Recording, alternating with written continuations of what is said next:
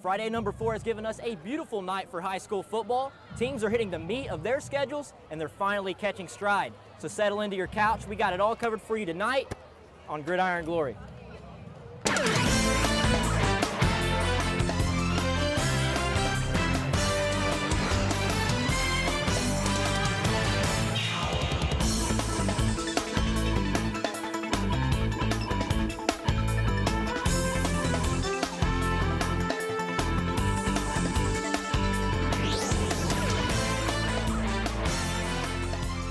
Hey, welcome back into Studio A, everyone. I'm your host, Joseph Payton, and listen, I tell you what, I am fired up for tonight's show. We've got it all for you tonight. It's going to be an awesome show, so let's get after it. West Muskingum and Morgan, they've both started their season 0-3, but tonight they got a chance for their first win of the year. Now we've got MVL reporter Nick Ursini. He joins me on desk to break down tonight's matchup in McConnellsville. Joey P., both teams didn't want to start the way that they did, but unfortunately, it doesn't always work the way. West Em and Morgan have been towards the bottom of the conference in recent years, but tonight it was time to turn their season around. West Em got the ball first and led off with a 17-yard rush by Elias Ward, but next play, quarterback Matt Burnett could not handle the high snap, and Blake Nolan of Morgan jumps on the rock inside the red zone. 3 plays later, Jobin Treadwell takes the sweep left and goes untouched 24 yards to the house, 7-0 Morgan early in the first. After the Tornadoes went 3 and out, Dylan Leopold drops back, but Matt Burnett says, "I'll take that," and returns it to the Morgan 38-yard line. West Em worked the ball into the red zone, and Burnett capped off the drive with a 3-yard rush. They went for 2, but failed the attempt. On the kickoff, the Tornadoes pulled a fast one on the Raiders with an onside kick, recovering the ball on the 48-yard line. Just 2 plays later, Burnett connects with Grant Murray, who makes the defender miss, and see you later. 45 yards into the end zone, 20-7 West Muskingum. Head coach Derek Bragg called a timeout after Morgan gave the ball back to West Em to calm his team down and restore order to the sideline. His message worked as Griffin Burkhart jumps in front of the pass and does his best Tracy Porter impersonation with a 45-yard pick six. Burkhart's touchdown gave Morgan the lead, and it was the first of Morgan's 42 unanswered points en route to a 61-34 victory. Hey, that's pretty wild, man. So Morgan, they come away with a dominating win, their first of the year, but didn't start out going their way tonight. They were down 20-7 in the second quarter. What was it that turned the game around in their favor? Well, Joey P., Morgan was making mistakes early on. Turnovers, penalties on positive plays, short drives that didn't take much time off the clock, and a confused offense. They gave the Tornadoes their 3rd touchdown of the game after snapping the ball over the head of punter Ethan Newton. He tried to punt it away, but it fell right into Grant Murray's hands for a walk-in touchdown. Hey, you don't just score 61 points without playmakers on offense, so who specifically sparked Morgan's attack? When in doubt, Joey P., turn to your most experienced player. Quarterback Dakota Leopold is one of the few returning QBs in the entire MVL. His production increased substantially as the game wore on. Leopold started finding holes in the Tornadoes' offense, and him and West Pauley created chances in the air. Griffin Burkhart found success on the ground and in the air early, leading to easy touchdowns against a tired West Em defense. As long as West Em doesn't have a setback next week against Crooksville, a win like this can truly turn their season around, still with 6 games remaining on their schedule. Of course, a lot of time remaining. We'll just have to wait and see if Morgan can string together some victories and probably turn their season around, but it won't be easy. They have Maysville, Sheridan, and Philo still left on their schedule. Good stuff there, Nick. We appreciate it. Now, we've been hearing a whole bunch about this new Zane Trace turf field. SVC reporters Nick Niehaus and Taylor Nemo, they were out in Chillicothe at the Zane Trace Westfall game tonight to see it firsthand. So how'd it look out there, you two? Well, Joey P., before the game, the new turf was looking pretty clean, but I'm not too sure how it looked after the game because Zane Trace absolutely tore it up. Yeah, they really did. They were on fire on offense. And here we get a look at Zane Trace senior quarterback Ty Shannon waiting patiently to get under center and take care of business. And here he does it through the air early on as he finds Drew Rittenhouse, who goes up the right end, and he'll get stopped at the 35-yard line. The very next play, however, Ty Shannon says, hey, I can't just do it through the air, but I can turn on the jets too, as he goes on the left end this time, and he will no one will catch him, however, as I say, getting a touchdown, making it 6-0 early on. Westfall takes over here, looking to get those points back. Quarterback Zach Gibson drops back. He'll be sacked, forcing them to punt. Zane Trace, they're going to look for the pass again, but nope, he'll go ahead and take it by himself. breaks a few tacklers, and he's running free down that right sideline. Looks like he's going to make it in, but he's taken down just short of the 2-yard line. The very next play, he'll sneak it in for a touchdown, putting them up 13-0. Back to Westfall, trying to get something here, but Seth Spellman coughs it up, giving it right back to the Pioneers. Yeah, and it's not like the Pioneers needed any more momentum, but here they are on the 5-yard line as Kieran Place takes it in, making it 23-0 going into the halftime. So sure, like Zane Trace, they got everything they wanted offensively. How were they able to be so dominant on that side of the ball? Joey P., the thing about that Zane Trace offense was that they were completely unpredictable. They could run the ball and execute through the air in their passing game. They did a great job of keeping their offense spread out and really kept Westfall on their toes. Yeah, Nick, that's exactly right. And not only did they mix up the run and pass game, they also mixed up who they gave the ball to. Zane Trace wasn't solely relying on a single player to get the job done. The talent was pretty widely distributed throughout the whole team. So you mentioned how Zane Trace, they had a great time on offense, but why did Westfall have such a bad time offensively? The credit for that has to go to the Zane Trace defense, Joey P. Coach Coons said the emphasis was on defense this week, and they delivered. Westfall seemed to have good plays even through the air, but as soon as that ball was caught, at least 4 Pioneer defenders would swarm the receiver. And it wasn't all Zane Trace. We did see some spark out of Westfall quarterback Zach Gibson. He did a really nice job of seeing the field, but he didn't have much help on the O-line. Sacked 3 times in the first half alone. So they just never were able to really connect with their passes to get things rolling. Yeah, Taylor, you're right. They really never did get things rolling. They put up a goose egg tonight as the Zane Trace Pioneers went on to win 30-0. Yeah, Zane Trace, they've got to be excited after getting that first conference win. As always, we appreciate your analysis over there. Now let's take it over to the TVC Hawking. The Southern Tornadoes, they came into tonight undefeated, and Miller, they haven't lost since week 1. They both met up tonight, and we had TVC Hawking reporter Nick Mullins under the lights to check it out this evening. Joey P., Miller and Southern both go to the ground game. Southern has Riley Roush, and Miller has Zach Waldrop, and these two just have a lot of production. The Miller Falcons are looking to knock off undefeated Southern to even up TVC Hawking after stopping Miller. Southern's Riley Roush, their workhorse, gets Southern's offense moving, but on the next play, Logan Drummer lets it fly to Brody Dunton, but he has butterfingers and he loses it, and Miller's Zach Waldrop would recover with 6:30 left in the half. Southern has some deja vu to the previous drive when Riley Roush takes it up the sideline again, but on the next play, Drummer lets it fly to Gage Schuler, but Carson Starlin goes up with him and comes down with it at 4:30 left in the first. Southern stops Miller, but on the next Tornadoes drive, Drummer gets crushed and would not return in the first half. 2 plays later, the Tornadoes would sail that punt over their head. The safety would get the Falcons on the board in an unconventional way, putting them up 2-0. Now with great field position from the safety, Miller is looking to take advantage, and Waldrop, who had a great night running the ball, carries Southern's defenders down the field, and his fullback Seattle Compton does the same as he tumbles his way down the field. Compton has stopped on 3rd down, and he tries on 4th again, but he cannot get anywhere as Southern stands him up. Southern's defense shut him down after getting buoyed earlier in the drive. Miller would head into the half leading 2-0 and would end the game with a 22-0 win. And that is one crazy first half. I've not seen too many games end up being 2-0 at halftime. Joey P., you're absolutely right. Neither team could just get in the end zone. Southern and Miller just played some ugly football in the first. With such a sloppy game, neither of these teams were just able to find it. Joey P., these two teams go to the ground game, but their offense, the Tornadoes lean on Riley Roush, who has had a spectacular season so far, but tonight wasn't his night. They also go to the 2-headed monster of Logan Drummer and Dylan Smith, but with Drummer's injury, Southern lost their offensive spark. The Falcons also go to the ground game as well with Zach Waldrop. He had been a dominant player in the first half with 80 yards besides Waldrop, and neither of these teams could put anything together to get these long drives. These two teams showed great defensive presence. Southern and Miller were swarming to the ball all night long. Going into half with a score of only 2-0, that defensive presence definitely showed. Absolutely, Nick. It seemed like both teams were back and forth offensively, but that couldn't have been the only thing that was stopping them.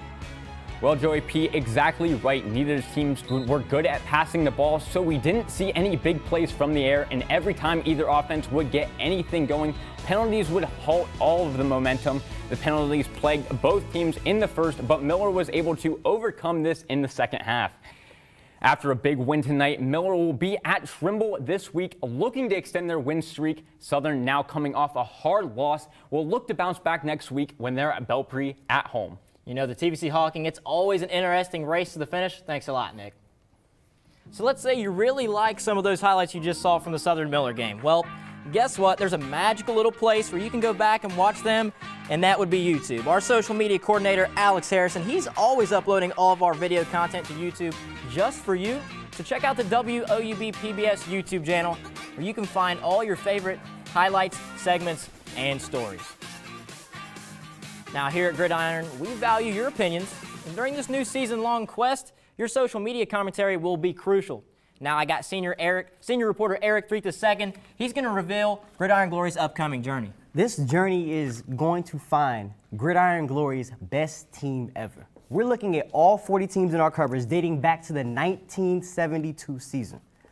Now every team gets one slot, and they'll go head-to-head in a big 40-team bracket, and we need you guys to decide who has the best team of all time. You only get 1 year, and we're going to keep going until there's one team left. Where you come in, I need you to tell us which team is the best in your school's history. You only get one, so you have to be decisive. Old school or new school, offensive team or defensive team. Do you want a Joe Burrow-led Athens, a state championship-wielding Nelsonville, York, Mohawk Mafia Trimble? Your input is needed, so tweet at us, slide in our direct messages, our DMs. Let us know who is the best. That's all we want to know. I personally, I don't see anybody touching 2014 Athens. They averaged 57 points per game. Joe Burrow had what? Almost 70 touchdowns. There's no way they're losing. There's no way. And that offense was insane that year. I remember watching that state title game. Ridiculous. Do you think there is anybody that could possibly dethrone that pick? Maybe 1981 Nelsonville, York. I mean, that was a defensive State team. champs. So we got offense versus defense. Which one's going to come out on top? We got to see. It's up to y'all. Y'all have to help us figure it out. So be sure to let Eric know. Tweet at us, tweet at Eric. We'd love to hear your opinions. Hey, this is why we compete, to be the best. Thanks a lot, man. We appreciate it. Now let's go over to Twitter and check out our tweet of the week. This one coming from @Seth_Kelly24. He quote tweets Eric, who earlier in the week said he asked everybody, you know, who is our GOAT team? Seth quote tweets and says, Athens with Joey Burrow, #bench JT. Man, the 2014 Bulldogs, they were something else. And good guess for myself, I think. I bet the good people of Athens would love to see number 10 take some snaps in Columbus right about now. Seth, thanks for the tweet, buddy. Now back to football. Two of the top teams in the Hawking went at it tonight, the Trimble Tomcats and the Waterford Wildcats. Now we got TVC Hawking reporter Duncan Goldberg. He was there to watch it all unfold. Indeed I was, Joey P. And tell you the truth, I had me some cat scratch fever for this one. Because last year, this game determined the TVC Hawking champion. And this year, it could have very well just done the same. The Tomcats were able to start their game the way they needed to in this one in order to win. But as they were able to keep their offense on the field, and the defense was on the sideline, completely dominating the time of possession. They were also getting some help from the Wildcats as they were shooting themselves in the foot with fumbles and not setting the edge on the defensive side of the ball, allowing sweeps to burn them with big plays. The Tomcats were able to get off to a 12-0 lead, and their defense was looking strong against Braden Belleville and Peyton Stevens. But over time, that lead would just evaporate as the Wildcats would get it going. And starting the second quarter, the Wildcats started to get their head in the game as they were able to chip that lead down to 12-8. And then they would just explode, holding the Tomcats to 0 points from the second quarter on and ripping off 30 points, and they would win 30-12. So Duncan, it sounds like what you're telling me is Belleville, he really got it going in the second quarter, right? Indeed he did, Joey P. To put it like this for you, if a bunch of soldiers are in front of a tank, they're going to slow the tank down for a bit. But at some point, that tank is going to blow through. And the soldiers were the Tomcats' defense, and the tank, well, that's Braden Belleville. In the game, the Wildcats were able to score 4 total touchdowns. And guess what? Belleville, he scored every single one. Hey, that man Belleville, you called him a tank. I might call him a hoss, Duncan. You talked earlier about how this game might decide the winner of the Hawking this season. So can you break down the conference and the outlook for me? It's pretty simple, Joey P. If the Wildcats just win out, which they should, they're going to win this conference. They have already knocked off the 2 most talented teams in the conference, in the Miller Falcons, and tonight in the Trimble Tomcats. And after what Miller did to Southern tonight, it's pretty far-fetched to believe that any other team is going to take down the Wildcats. Yeah, I feel you, man. Obviously, plenty of time left in the season, but it sounds like the Wildcats, they're probably really liking their chances of going back-to-back. Nice work tonight, Chief. Now, if you weren't aware, it's National Concussion Awareness Day, and from the pros to the Pee-wees, this is something that a lot of players struggle with. Now we've got senior reporter Josh Gregory. He met with some researchers about what work is being done to prevent concussions in our coverage area. I've met with professionals from Clear Edge Technology and Adena Sports Medicine this morning, and they are constantly researching concussions and developing new ways to prevent and track them. In fact, they've already started testing on student athletes up in Chillicothe. You can see a broken bone or feel a torn muscle, but you can't always see what's going on in a player's head. Concussions are the hot topic right now in sports, and at Adena we're striving to stay on top of the game. And that all starts with education and communication. We're educating these kids to know what is going on in their body, and that's the thing, and communication, making sure they're communicating with me, with them, with the coach. Everybody's communicating so that we're all on the same page. To help with this, Clear Edge Technology developed a brand new toolkit to record and track brain health, and they've begun testing on high school athletes. What we're doing today is baseline testing. Baselines allow us to see every individual is different. So through all these tests, the cognitive as well as the balance, we're able to see what's changed. How is a specific person doing now versus how they're doing in a week from now. The cognitive portion involves an athlete taking a test that is designed to measure their simple reaction time. For the balance test, an athlete will stand in varied positions on a hard or soft surface with their eyes open and closed in order to measure the way different systems in the brain behave. All of this is recorded into the athlete's profile. I've been involved with this project for about 4 years now. I've seen a lot of players. I've tested thousands of players, MMA fighters to college students, and I've seen what a difference this technology has as far as everything else in the marketplace. And the players take this testing seriously. There's a life after football.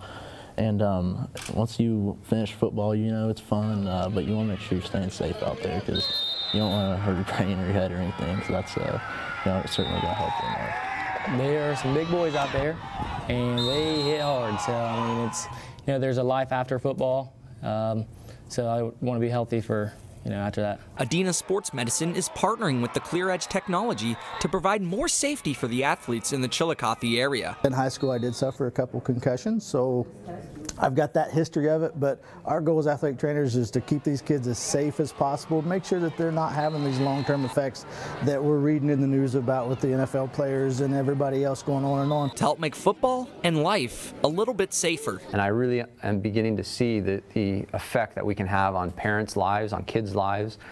This is not a sports concussion protocol. This is a brain health assessment tool. So that students can leave the gridiron and tackle life to the fullest. Now, this isn't the end of the project. This is just the beginning. Adena Sports Medicine and Clear Edge are going to continue to track these athletes' results throughout the season. Hey, that's some pretty insightful stuff, Josh. Definitely stuff that needs to be talked about with all the new technology coming out as far as concussions go. Great stuff from you over there, man. Now let's run over to Snapchat and check out our Snap of the Week. This one from Jackson's own Blake McCoy. Looks like he caught a couple of his boys sleeping on the bus. Nobody's safe, as they say. Dreaming of football, possibly? A victory? Let's just hope there's no clown nightmares from the new It movie that just came out. Looks like some scary stuff. But I'm sure those boys were well rested up for their game tonight. Hey, we appreciate that snap, guys. And now we head over to a cross-county rivalry right here in Athens County. TVC Ohio reporter Maggie Chandrick, she went right down the road to catch the Athens-Alexander game.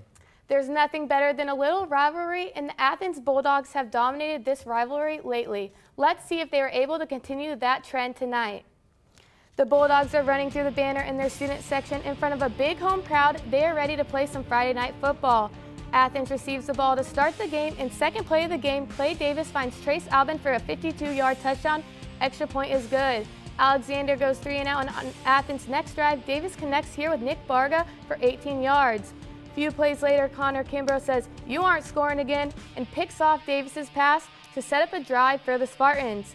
The Spartans can't get anything done, though, on offense and hand it right back to Evan Adams, who makes not one, but two guys miss as he finds the end zone on a 38-yard pass from Davis. Athens up 13-0.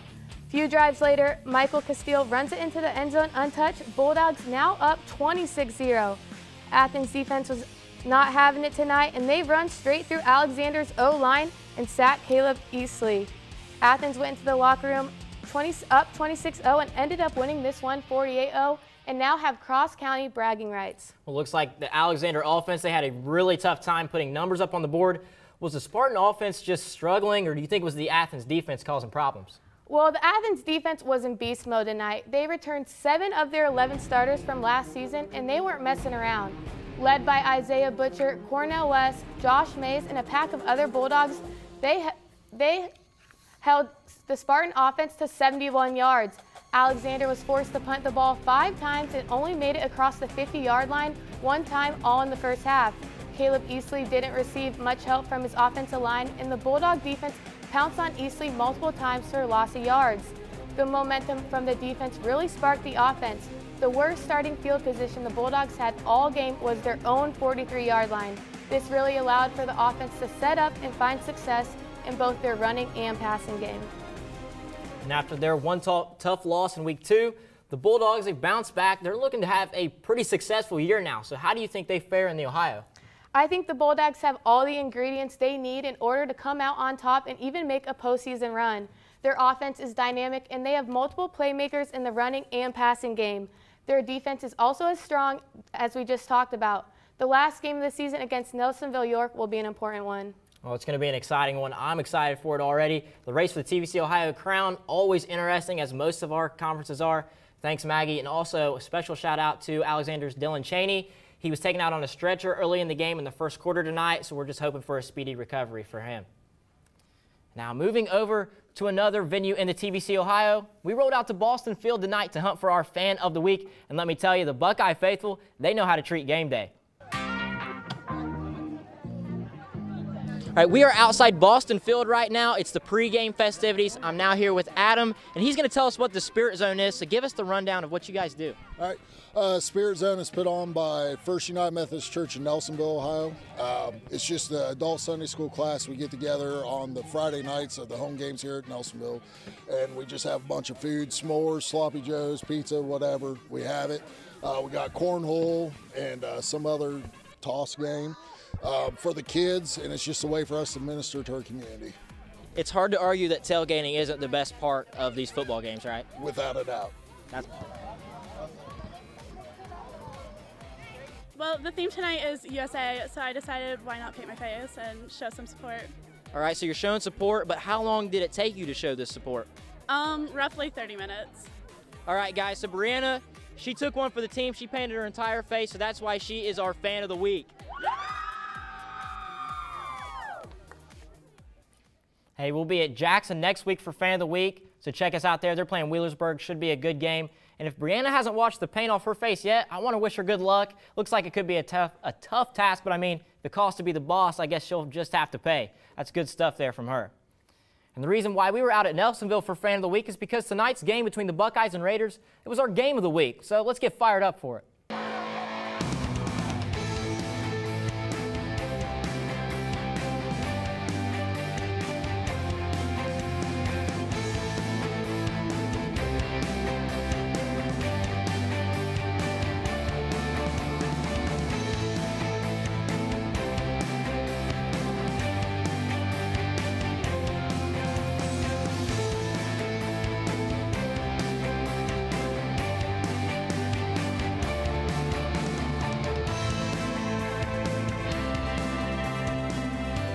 All right, now we've got TVC Ohio reporter Thomas Garverick. He's got the coverage for this showdown that went down tonight. How did things shake out for us out there, Tommy boy? Joey P., Nelsonville York has one of the most dynamic offenses in our coverage. This Buckeye offense runs through quarterback Garrett Maiden, and he continued to fire on all cylinders tonight against River Valley. And here comes Maiden and the Buckeyes, and boy, did they have a field day on the Raider defense. 4 plays into the game, Chris Cook races past the Raiders for a 72-yard touchdown. Ensuing Buckeye drive, Keegan Wilburn plays the tip drill as he catches the ball off a Raider defender for a touchdown. Still in the first, Maiden continued to spread the wealth. Shaquem Williams shakes a defender, takes it 55 yards to the house, 21-0 Buckeyes. Then Joey B. Ronnie Wynn, are you kidding me? He makes the insane grab for 6, and it's all Buckeyes. Patrick Brown and the Raiders finally had enough. He hits Lane Fitch in stride to set the Raiders up inside the 10. The next play, Brown finds Dustin Barber for a 6-yard touchdown.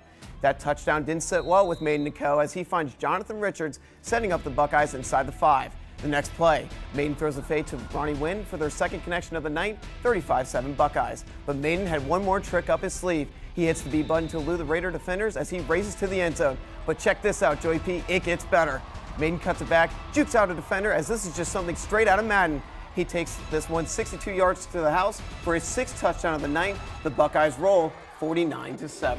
Well, the Buckeyes delivered again with another dominant performance. Thomas, what makes this team, especially their offense, so hard to game plan for? Joey P., a superstar was born tonight, and his name is Garrett Maiden. He had his way with the River Valley defense all night.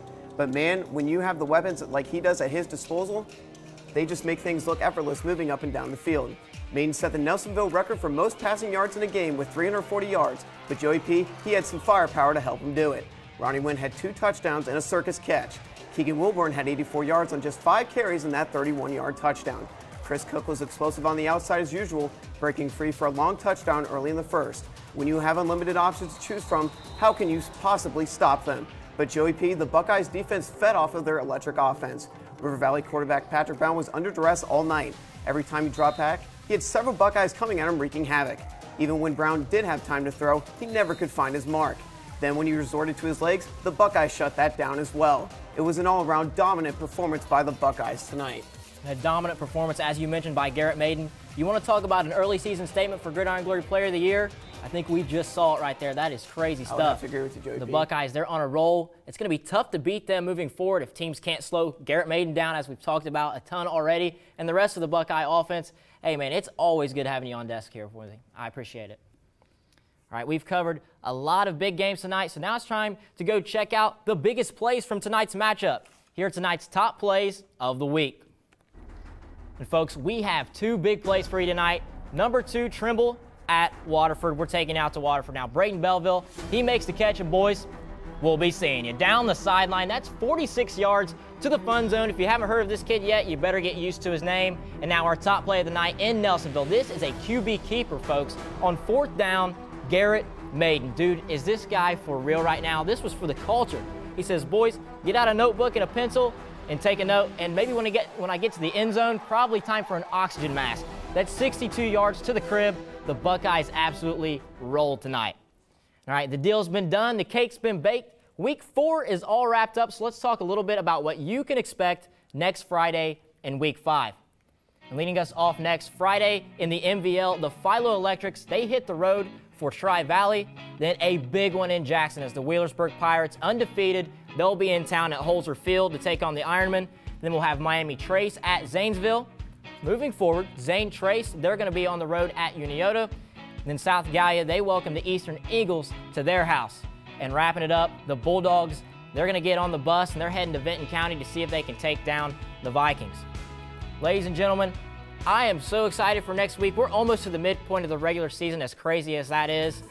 Listen, next week we'll have an action-packed show for you as we just did tonight. This has been a fun year so far. It's going to get even better. I can't wait to see how the rest of this season shakes out.